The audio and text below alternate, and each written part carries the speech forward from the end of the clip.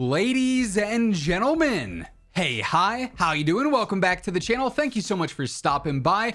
Obviously, if you are an active viewer here on the channel, you know that we are almost every single day talking about the meta in some capacity. I always try and dive into every little nook and cranny and niche of the meta to make sure that regardless of what your playstyle is, whether you are all about rifles or SMGs, or you're more about running and gunning or resurgence, or whatever the case is, you'll have loadouts geared towards your playstyle available to you if you want to look up, some guides or some inspiration for how you want to go about building things. And as we've consistently covered all of that stuff here on the channel for several years now, there's been a pretty obvious trend that has continued for some time now, and at this point within Modern Warfare 3 and within Warzone 3, it's reached a point where I feel like it's worth bringing up.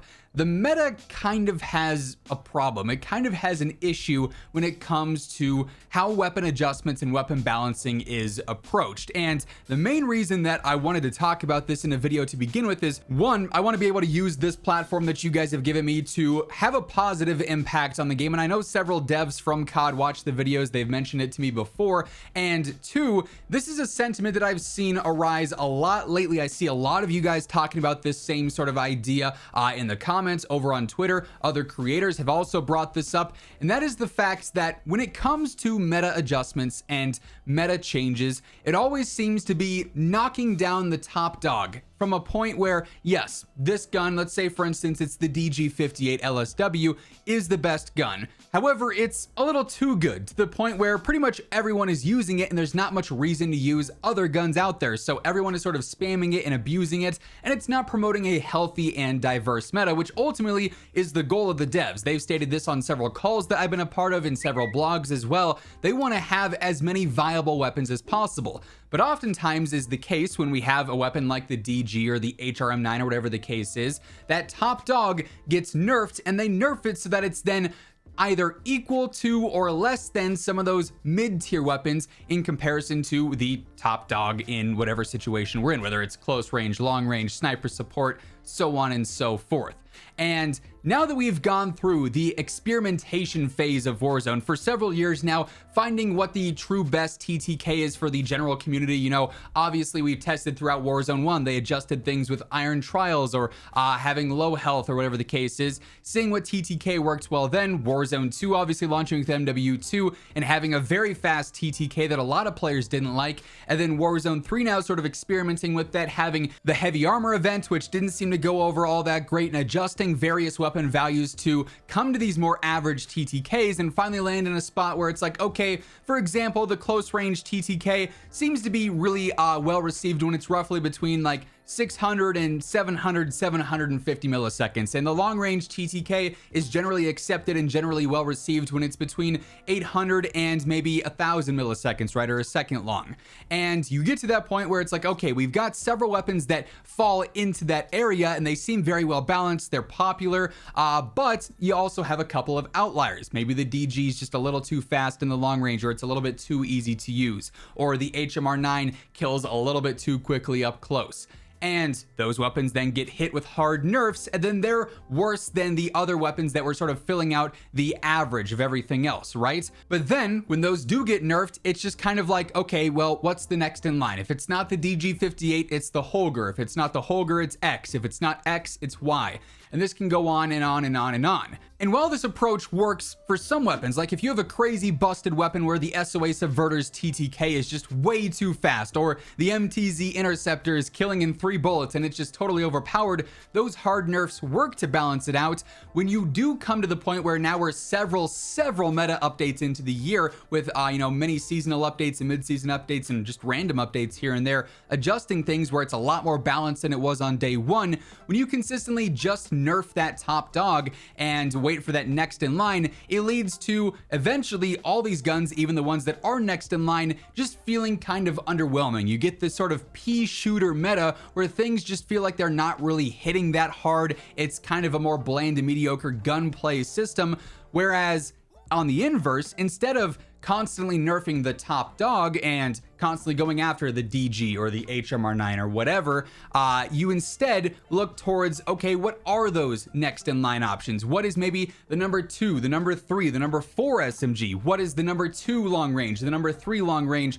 all the way down the list? What if we just adjust these slightly while we still stay within this general median TTK where it's like, you know, 600 to 700, 750 milliseconds close range, 800 milliseconds, 900 milliseconds long range? Instead of taking these weapons that are clearly the favorable options within the player base, they are the number 1 most used or the number 2 most used, and knocking those down so that, yeah, we never end up using those again. They're down to, you know, the 20th best option in the game or the 25th best option in the game. We instead take the 9th best option and the 10th and the 11th and the 12th and update these a little bit and bring them more in line with what players want to use now.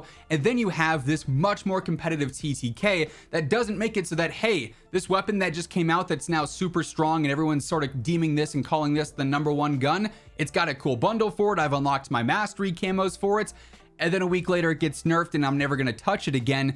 Instead, it still stays active. It still stays as a part of the meta, but maybe you want to go and switch to the Holger because it has a slightly better TTK for a 10-meter range, or you want to switch to the Wasp 9 because it's got a slightly faster ADS speed, or whatever the case is. You go from this position where your meta adjustments and your weapon changes are always attacking the best weapons to instead keeping the best weapons good, but also making things more competitive, while now no longer drastically speeding up that TTK. You have this approach at launch and it's like, yeah, we have all these broken weapons, but if we just try and match the broken weapons, then everything's gonna melt and there's gonna be an insta-kill TTK, and that just doesn't promote for good gunplay.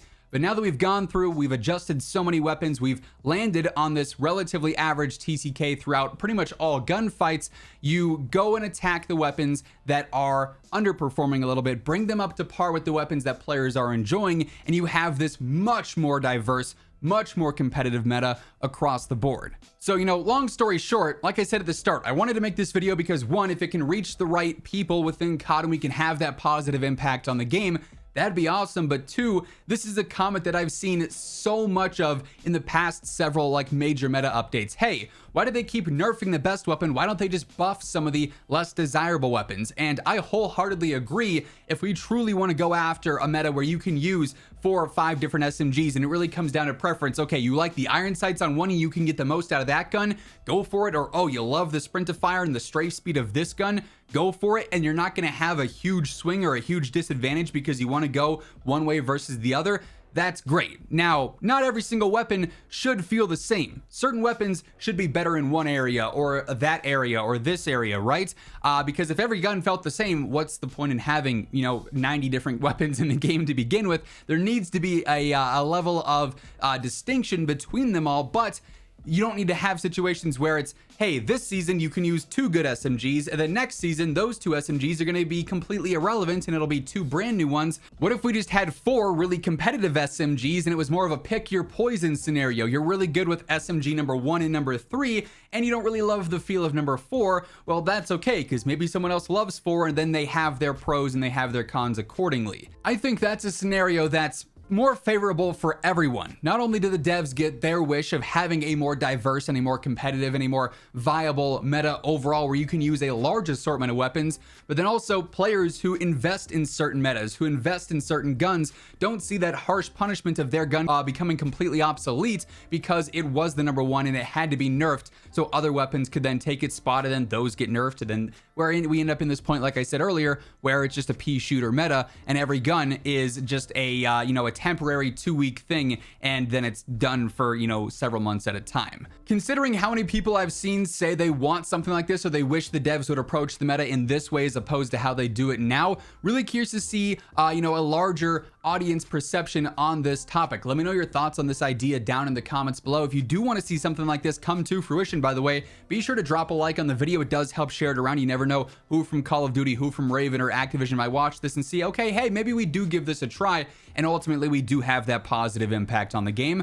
Also, if you're new to the channel, you want to guarantee you're up to date with all of the meta updates, for instance, all of the things going on in COD, be sure to hit the subscribe button on your way out. But once again, thank you so much for tuning in, and until next time, take it easy, have an awesome rest of your day. I'll catch you later. Peace out.